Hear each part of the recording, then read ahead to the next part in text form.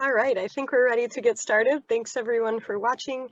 My name is Danielle Siegel and I am a program assistant at the Community Foundation for Oceana County. I coordinate our scholarship program among a couple other things. And today we wanted to provide a walkthrough of our scholarship application. I'm gonna show a PowerPoint here.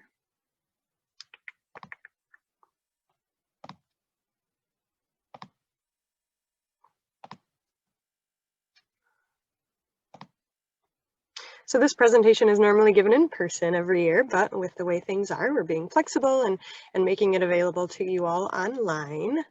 So first, we just want to cover our resources, who you can ask for help. So as I mentioned, I'm the program assistant here at the Community Foundation. Tammy Carey is the CEO and is available here for questions as well. But we really want to direct you to your local schools. So that other picture down there is Emma, and she is the college advisor who splits her time between Shelby and Hart high schools. You can also refer to your school counselors or any college financial aid office. It doesn't even necessarily have to be a college you're interested in attending, but they are always willing to answer your questions and help you with financial aid forms and applications. The Oceana College Access Network is another good resource. Alyssa Merton is the coordinator of that program, and they have a helpful website and Facebook. I recommend reaching out to them for help as well.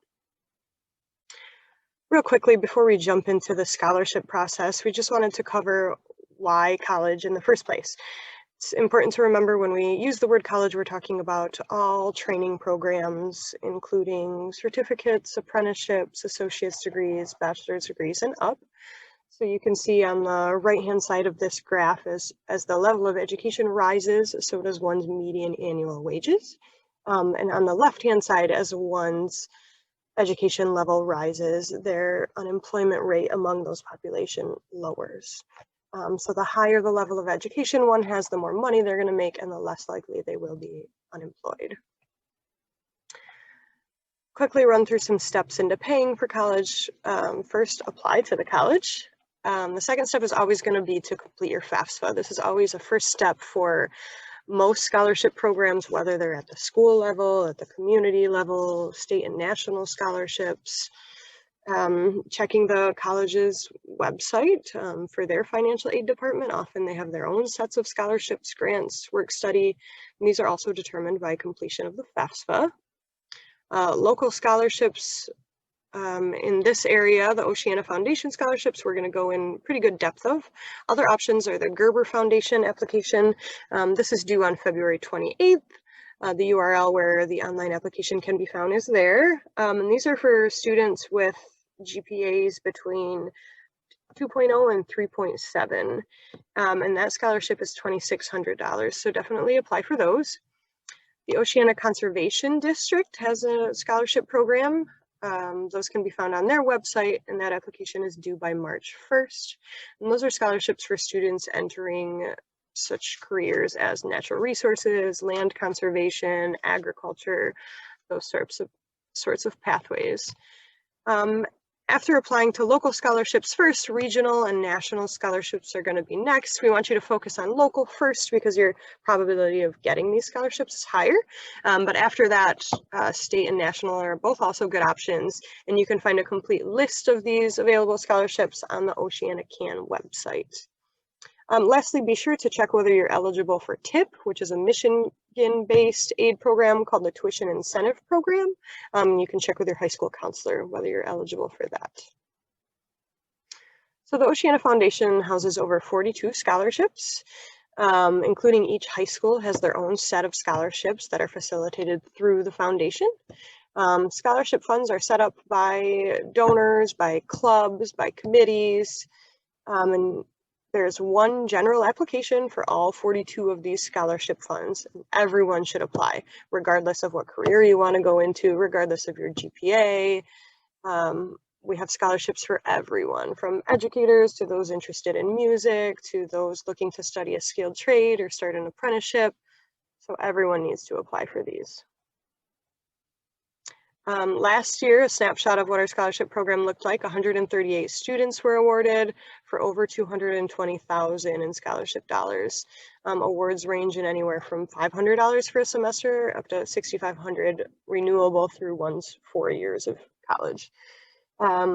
Last year, there was a couple more female applicants than male, and they were split pretty evenly between incoming freshmen, so graduating seniors, and returning college students. 3 steps to completing our scholarship application is submitting the application online by March 15th, request a transcript to be sent to the foundation.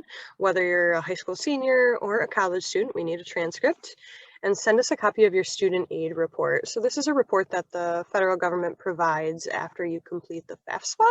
And you can send this to us via email, in the mail, whatever works well for you. And these tips I'm going to cover once we actually look at the scholarship application itself. Here are the 4 essay questions. I'm just going to pause on this slide really briefly because we'll go through this as well once we get into the application. So with that, I want to jump over to the application,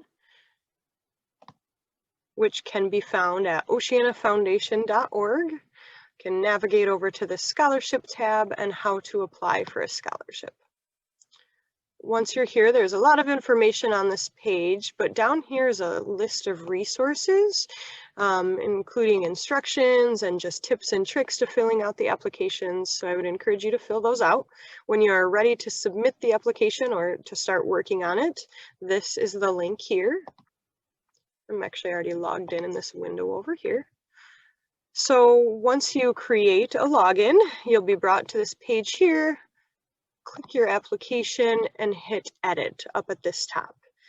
If you click opportunities over to the left, that's where you'll see the application, but every time you click that, it's going to start you a new one. So once you've started the application, it's going to be under drafts. Check this little box and select edit from the header. Give this a second to open up. There's a couple things I want to touch on as we go through this. So this first page is just instructions.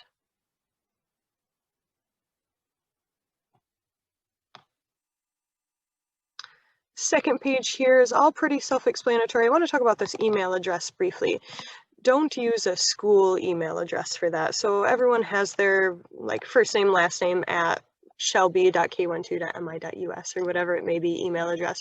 We would encourage you to create a new email address, whether you create one in Gmail or Yahoo, but we use this email address to communicate with you about your scholarship and when you need to renew it and where it's coming and things like that. And if you provide your school email address, that email is deactivated once you graduate, right? So we won't be able to contact you. So definitely use a non-school email address. And if you're able to put in a parent's email here, that's really helpful in addition to a student cell phone number and your house phone number or home cell phone, whatever you want to put there.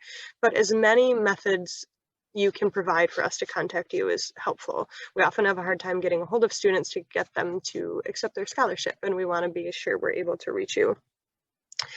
The last 4 digits of your social security number. I want to point out here that if you are undocumented, do not have a social security number for whatever reason, you can put 4 zeros into that box. We do ask whether you are a U.S. citizen, but this does not affect scholarship eligibility. Moving along to the second page. Second page is all about your education thus far, what you plan to study.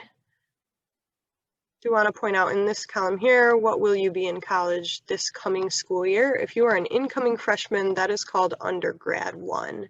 These other boxes are for students who are returning to school, current college students.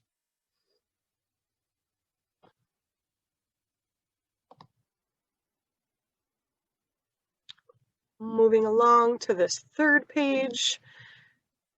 This is just asking you whether you will be completing a FAFSA and sending us your student aid report. I would hope all of you are selecting this first box, but for whatever reason, if you are unable to complete the FAFSA, you can select one of these other 2 boxes, but please reach out to us.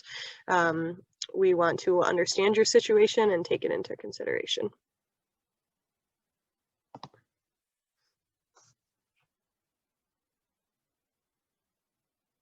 This next page is all the activities that you've been involved in. Be as extensive as possible here. We want to know all about you. Use this time to shine. Same thing for this employment section. List anything you have. Keep in mind that things like babysitting or community service can also fall into some of these categories. The next page is going to be your essay questions. Your response is limited to 1,200 characters. We encourage you to type these up in an outside program such as Microsoft Word, because that's going to have the automatic spell check and give you some grammar tips, as well as the ability to count your characters for you. I know it's really frustrating to have to copy and paste back and forth, but this way you can make sure you're spelling things correctly. Also, always have someone proofread. This next page here covers our essay questions. There are 4 of them. Your responses are limited to a character count.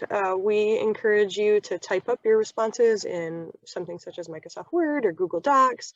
That way it'll start the proofreading process for you by allowing for spell check and to count the words.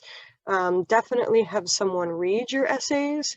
And don't be afraid to boast about yourself. This is your time to shine. Any information you feel comfortable putting out there about you is going to help you stand apart from everybody else.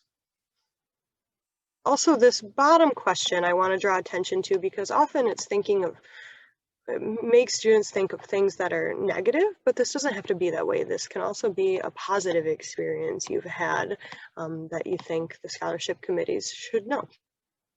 Up at the top is a save button. Hit this as often as you can. This application does not automatically save, unfortunately. You can save it, close it, and come back to it and edit it later, but you must hit that save button. So I recommend at least after every page hitting save.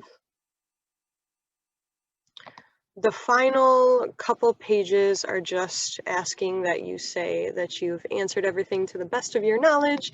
You confirm that it is you filling it out, and then on the final page, you will hit submit.